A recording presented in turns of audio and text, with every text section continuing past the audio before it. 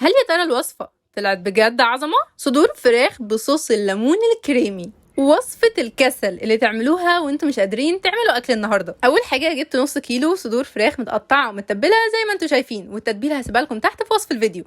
ونبدا بقى نعمل الصوص. اول حاجه نص كوبايه ميه مغليه، وبعدين نص كوبايه كريمه، وبعدين معلقه كبيره من الدقيق، عليهم اهم حاجه ربع كوبايه عصير ليمون، وعليهم من فوق معلقه كبيره من الزبده او السمنه، حقيقي بتفرق جدا جدا في الطعم.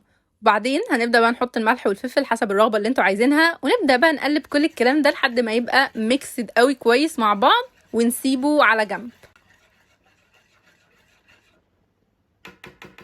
ونجيب بقى الطاسه بتاعتنا على نار متوسطه على البوتاجاز، ننزل فيها بشويه زيت عادي او زيت زيتون، وبعدين بقى نبدا ننزل بالفراخ المكعبات المتقطعه اللي احنا حاطينها على جنب، ونفضل نقلب كده شويه ما نشيلش ايدينا من على النار. هنلاقي ان الفراخ اصلا بدات تنزل الميه بتاعتها زي ما هو واضح قدامكم كده.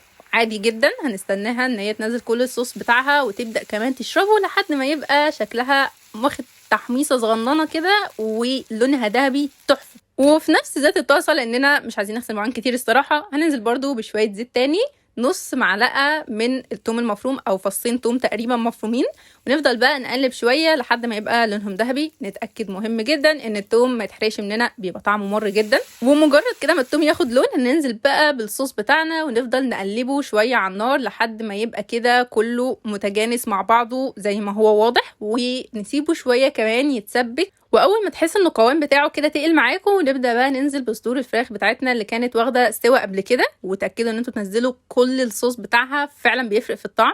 ونقلب كده بالراحه وحبه حبه وبشويش عشان الفراخ بتاعتنا ما تتهريش مننا، يعني عايزين نخلي الفراخ يكون ليها ملامح، تفضل كده مكعبات زي ما هي.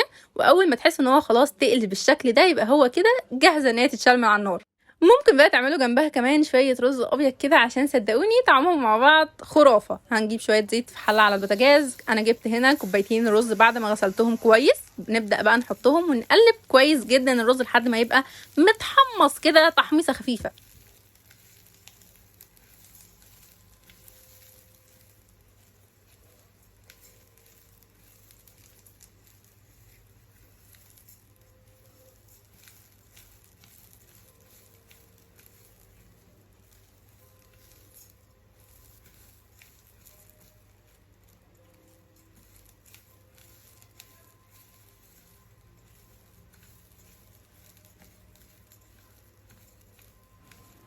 وبعد ما خلاص اتاكدنا ان الرز كله اتحمص مننا، نبدا بقى ننزل عليه بالميه بتاعتنا.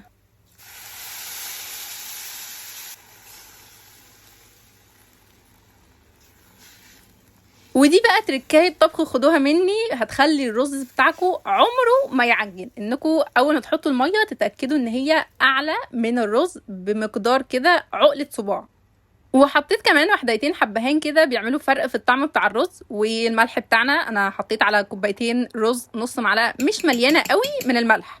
واول بقى ما تلاقوا ان الرز كده بدا يغلي معاكم، تفضلوا تقلبوا علشان ما يعجنش خالص، وكل ده والنار لسه متوسطه. واول بقى ما تلاقوه ابتدى كده يتشرب الميه، نبدا بقى نوطي عليه خالص ونغطي ونسيبه بقى كده مع نفسه يستوي، ونبص عليه بعد نص ساعه مثلا. وبس كده، بالهنا والشفا عليكم. بجد الاكله لما تجربوها مش هتبطلوا حرفيا انكم تعملوها. تحفه وجوسي وبجد جديده، لان احنا مش متعودين على طعم الليمون. فطبعا ما تنسوش تجربوها وتقولولي هل يا ترى الوصفه طلعت بجد عظمه.